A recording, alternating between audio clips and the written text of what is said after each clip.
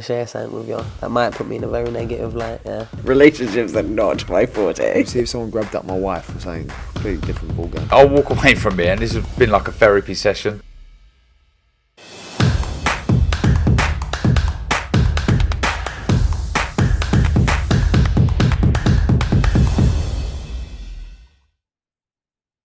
This is Omar Ahmed for IFL TV, proudly sponsored by Everlast. What have you got today? Cigars, cigarellos? No, I'm just going neat. Friday night neat. Okay. Nothing. Slow start to the year, Gareth. Well, kind of slow, but there's a lot of build up in the background at the moment. It's the steamroller. The steam is starting. There's a lot of things going on in the background. Yeah, it is a slow start to the year. Tank Davies and Hector Garcia obviously this weekend, but which is over there across the pond. But very slow start for us. But two big fights. This month for me. I mean, I'm doing a broadcast of KSI and who is it now? Phase Temper. There we go. Well done. But I'm going to go along and have a look at that next week, and we're doing the broadcast on Talk Sport, believe it or not, reaching out to their younger audience, and then I'm really looking forward to Anthony Yard and Artur Beterbiev late in the month. I had a couple of good chats this week to Frank Warren and Josh Taylor. Waiting for the announcement on that, the official announcement of Josh Taylor. We believe it's early March, probably going to be up in Glasgow. Glad to get those two back on. I think that'll be a big event. I think it's a pay-per-view now because of what happened the first time. There'll be a lot of interest in it. Looking forward to that. But yeah, it's a slow start to the year in many ways. I remember when there was no boxing at all, almost till very late January. It's changed, over the years. Whenever the kids were on school holidays, there was no boxing. Like there was a recess in the summer even, but that's all changed. But yeah, it's there's a lot of hype and a lot of talk going on the web, isn't there, at the moment? So. Yeah, there is. But yeah, like a couple of weeks' time, we have got some very good fights. Obviously, Sky Sports box office, January 21st for Eubank Smith, which is a great card. And Eubank and Smith as well in Manchester. I hadn't forgotten about that. It was on my list, actually. But yes, working up there that week as well. Looking forward to that. And then, of course, Beterbiev and Yard for the unified light heavyweight world titles in London. So, yeah, January strong. But a lot of the talk about is regarding the heavyweight division, which we'll come on to a second. But seeing that Jake Paul's given some comments to the Mirror, Gareth, saying that he's willing to travel to Manchester on Feb 18th and fight Tommy Fury and fight on a Frank Warren card. So do you think finally we can see Paul v Fury? Well, I mean, it's fantastic if it does happen because, there's a lot of jeopardy there and there'll be a lot of interest in it. And rather like KSI and the celebrity YouTube fights, is that a real boxing match or not? I think it's a great grudge fight, and I know that as you know, I work a bit with the PFL and probably working with them a lot more this year as well. Professional Fighters League. Brendan Loughnane, one of the Brits, got the $1 million prize last year in the featherweight division as that culminated. Brilliant effort by him. Brilliant guy, by the way. Watch out for him, Brendan Loughnane. Been around a long time in MMA. Jake Paul saying he's doing a PFL move. If they're doing a 50-50 share on pay-per-view events, fascinated to see who he's going to fight in mixed martial arts. How they can kind of brand him and work with him. But look, it's a long-running feud and a long-running saga, this is, and I can still see John wagging his finger at Jake Paul from inside the ring. From, where was it, Abu Dhabi? You were out there, weren't you? Dubai. Yeah. Dubai. So you were out there, weren't you? Lapping Yeah. it all up, getting your numbers. It's a real clickbait event, that one, wasn't it, with Mayweather on it? And Yeah, there was a lot of stars there, yeah. Well, I did the press conference. Were you at the press conference in London? Yeah, you're cool. You were that night. We did it, Bethnal Green, didn't we? Yeah. God, I even had to get up on stage that night. That was a lot of fun. And Mayweather was like the father figure, wasn't he, for everyone? It was but let's hope Mayweather fights here in an exhibition. He announced it that night, didn't he? I've recently done a piece about that night. I had a quick chat to him, of course. managed to get ahead of IFL TV and get my little interview with him that night. Your face dropped when he left, and you hadn't had your. But I leave the big boys like Floyd for the big boys like you. yeah, no, it's just the people that have been around him for bloody years and years. That's all it is. But I mean, look, there's so many ins and outs going on. If that does happen, Jake Paul against Tommy Fury, it's got to be the main event on a Queensberry card, isn't it? Yeah. Has You to know? be. Isn't that bigger than a Manchester Arena or a? But in February you can't really. Well, I say you No, can't. it isn't. When I But say you can't go to the stadium, but I they mean, do the arena and they can make it whatever they do pay-per-view on BT Sport or whatever, wherever they take it, can't they? But yeah, it's fascinating. It's all fascinating, frankly. You know. okay, let's talk about why a lot of the people will be tuning into this. Let's talk about the heavyweight division. We're waiting on several announcements, mainly Fury v Usyk and also Joshua, Yeah. and who he's going to fight. Let's start with Anthony Joshua. His promoter Eddie Hearn outlined a rough plan for his 2023, which included a warm-up fight to begin with, Dillian Whyte in the summer, and then Fury or Wilder the back end of the year. How much of that is actually realistic in your opinion? Well, I think the warm-up fight is possible. There's lots of names floating around. You can put it out there. I mean, you know a name, and I know a couple of names. But you know what they look at for Anthony. You know, if they're having a warm-up fight, it'll be someone he can knock out easily. I think. If it's a warm-up fight for Dillian Whyte, if he wants that, I don't think he needs it. I just think he needs to be confident and go out there. I think he's a big favourite against Dillian Whyte. It's a brilliant matchup. You know, if they can get the two guys together 2 or 3 times beforehand as well, there's going to be fireworks. Dillian's not going to hold back. It's a massive fight for Dillian to kind of get redemption for himself. And it's a massive fight. It's a double redemption fight, isn't it? You know, with, you know, what's gone on in the past and the history of the two men. So that's fascinating in itself. You know, I think he probably will take a warm-up fight. And I think we'll probably see Dillian in you know, he and Dillian in maybe late February for the warm-up fight, early March, then he and Dillian 3 months later. Later on, I'd love to see the Fury fight this year. I don't think it's going to happen this year. Frank Warren didn't think it was going to happen this year when I spoke to him earlier in the week. If they can make it happen, brilliant. They've got this relationship now between George Warren and Frank Smith of Matchroom. If they can make that synergy work, then great. I don't even see him fighting Deontay Wilder this year. I see him fighting Deontay Wilder and Anthony Joshua next year, if anything, as he works his way back into the division. He could take a very bold move and fight Deontay Wilder, but I still think it's a very dangerous fight for him. Love to see him in the ring with Tyson Fury this year, but again, if they leave it too late, it'll end up in the Middle East or it'll end up in Cardiff, won't it? But it's a big stadium fight. If Anthony Joshua wins 2 in a row, you never know, though. It might change the form book, and you know there might be an appetite, a real growing appetite, if Fury beats Usyk and if Fury Usyk happens, you know, and if Fury fights Joe Joyce in the summer. With Deontay Wilder, though, of course, we know he's been ordered to fight Andy Ruiz in a final eliminator for the WBC belt. So should Deontay Wilder beat Andy Ruiz Jr., he'll be looking surely at a world title shot, a WBC world title shot, not Anthony Joshua. Is that how you see it? Yeah, and if all the belts are on the line when and if Fury and Usyk fight, the winner of that may well fight Deontay Wilder. You know, and Fury may be forced to fight him a 4th time.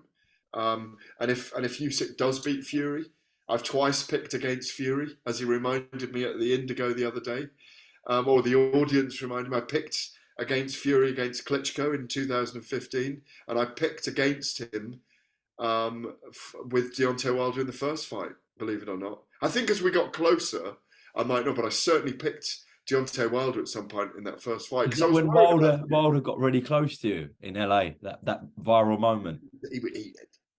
He did. He got his face in my face, but it wasn't it wasn't a nasty or vicious thing. It was like you tell your mate Fury. It was at the time. It wasn't.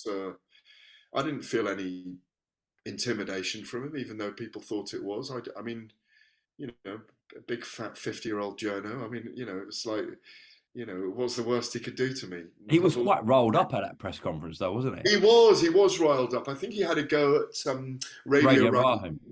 Yeah, and he had a bee in his bonnet about the fact that everyone was sympathising with Tyson Fury, who'd come back from, being 10 stone overweight and mental health issues and drinking problems and drugs admission, all these kind of recreational drug admission, and he said if I'd done that, I wouldn't have the same sympathy, and I do have sympathy for Deontay Wilder in that respect, in that he's never got the love he deserved from the American sporting public, and yet he's treated like an absolute rock star whenever he comes here, and rightly so.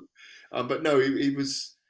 Weirdly, I think I probably wasn't as intimidated as I could have been that day, because like a week or two earlier, I'd spent a couple of days with him in Alabama, and he was brilliant with me, and so were all of his team.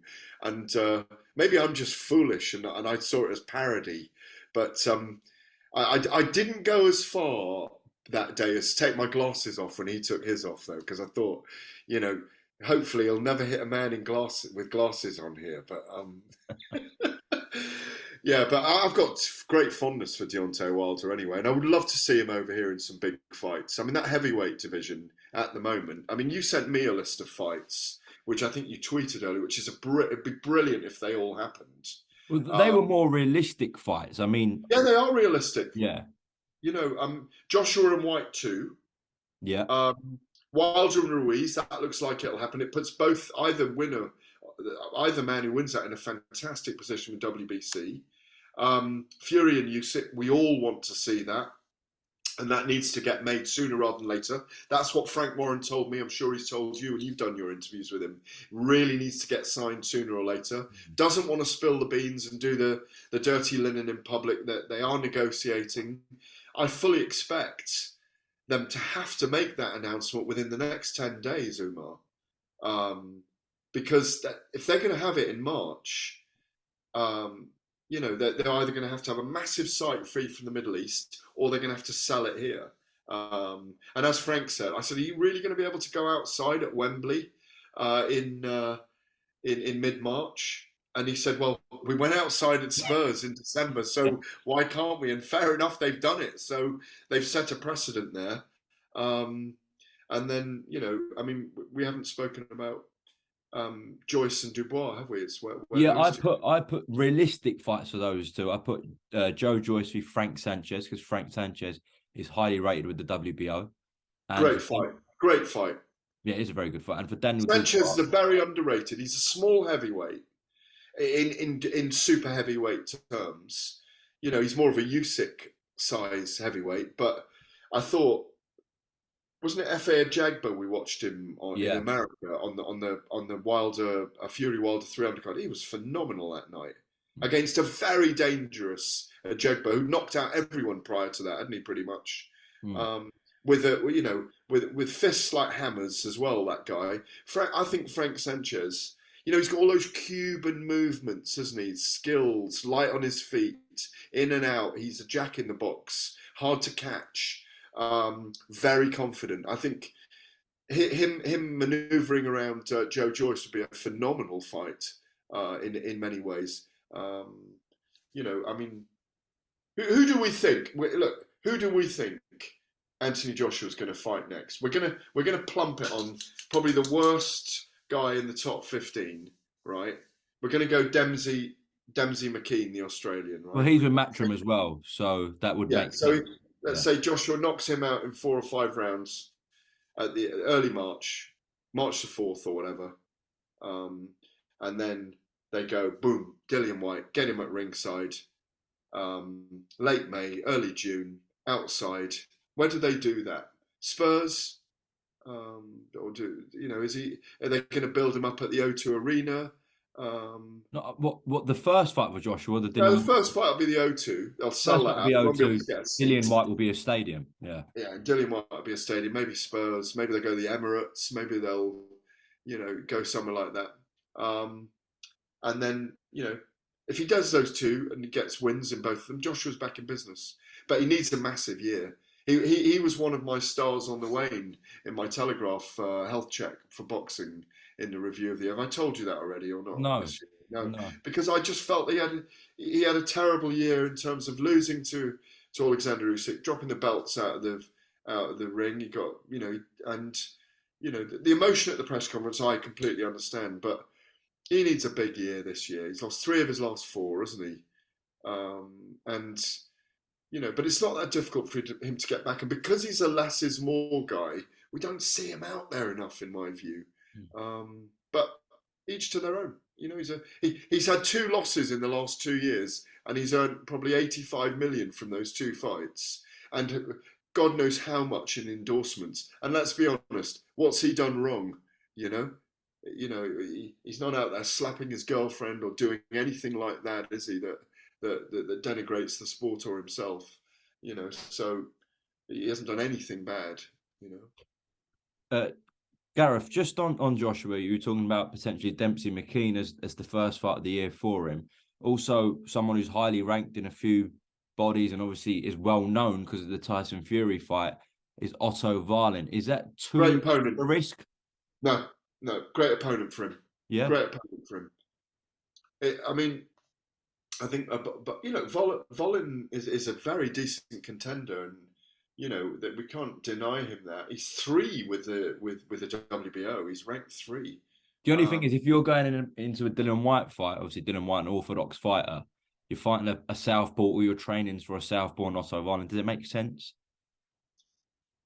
I think Anthony Joshua's got to take all that level of opponent and know he's better. I think he is in the top 3-4 in the world. I mean, and he's got to believe in himself. The self-belief and getting back to winning ways is really important for Anthony Joshua. I think before he loses interest altogether in the sport. I mean, I know he talks to us when we see him about being involved for another 10 years. But realistically, he's probably only got about 2 or 3 years left. He doesn't need to box on any more than that, And I'm not trying to retire him, but he's an extraordinarily wealthy man with loads of business interests. I've read recently that I haven't asked him about this myself, but that he wants to get into acting, and I could see him doing that. He's got the looks, the physique. I mean, he's a phenomenal specimen as a human being, and there's so many opportunities out there for him, but he needs to get back to winning ways. Otto Wallin, fine by me. Martin Bakole, fine by me. Tough fight. Great fight, that. Great Yeah. fight. And I'm delighted, by the way, to see Billy Nelson in great shape. Have you seen that? I have actually, yeah. He's lost Billy a lot Nelson's of at weight. 75 pounds, and I want to say, I've known Billy years and years and years, and he's been round, literally round for the last 15 years. He looks fantastic, and it's brilliant to see turning that corner. And he's a great guy, Billy, and he's very, very knowledgeable as well. And I'm brilliant. It's brilliant to see him advancing with Martin Bakole.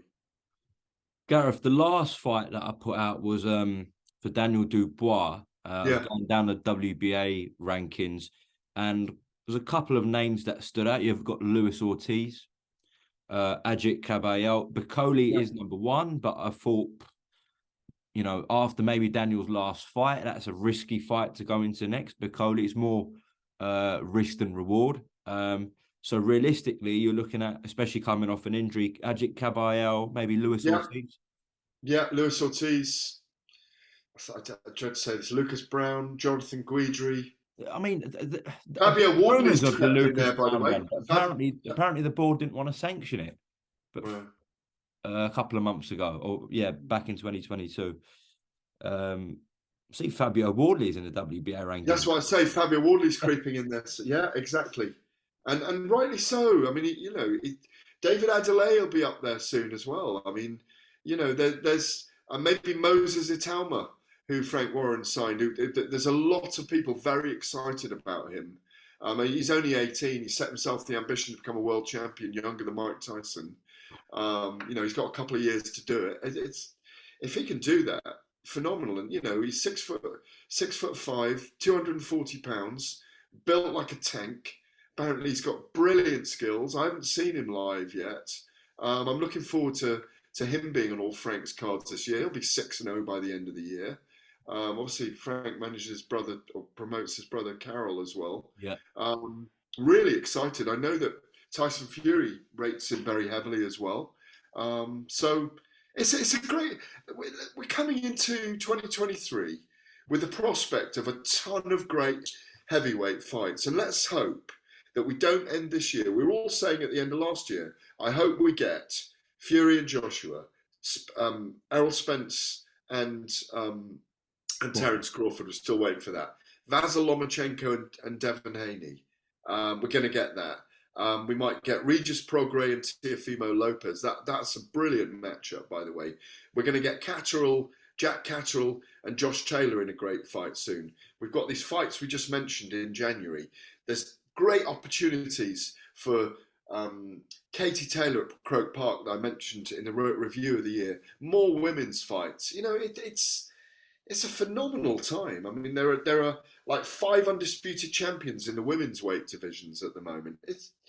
It's you know, and at the lead of it all, at the head of it all, as you rightly say, there's these brilliant heavyweight fights that can be made. And if those 5 that you mentioned there get going early this year, the prospect later in the year is even bigger. There's 6 stadium fights we can have this year, or 3 or 4 stadium fights, certainly in the UK, with heavyweight boxing this year. And that would be phenomenal. Just last one, then the main question. The main question. The main question. In your opinion, what do you think is the hold up with Fury and Usyk, if there is a hold up?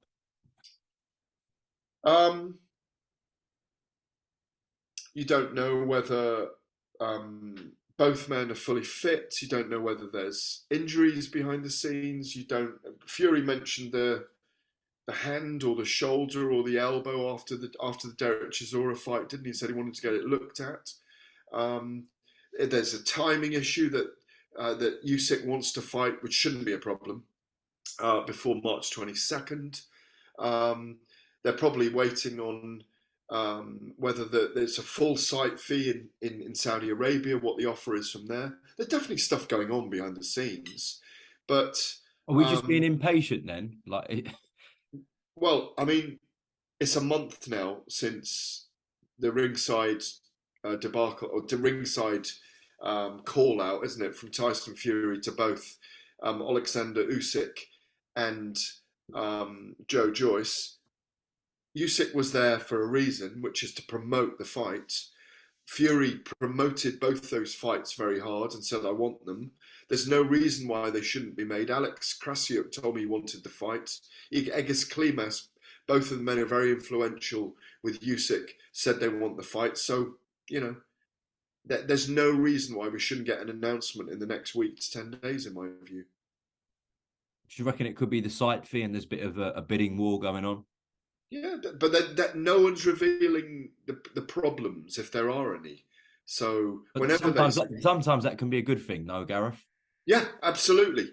We might suddenly get, guys, as we get sometimes, there's going to be a press conference next week, Thursday. Please make yourself available. And hopefully we're going to get that call very soon. You know, but I haven't heard of any problems behind the scenes. No. Only that they are talking, you know, and I'm assuming it's a 50-50, you know. Yeah, I think that was confirmed. Yeah. The split would be 50-50. Yeah. So, you know, there shouldn't be a problem. Okay. On that note, Gareth, thank you very much for your time. We will get another catch up next week, Sci-Fight Week. Cheers.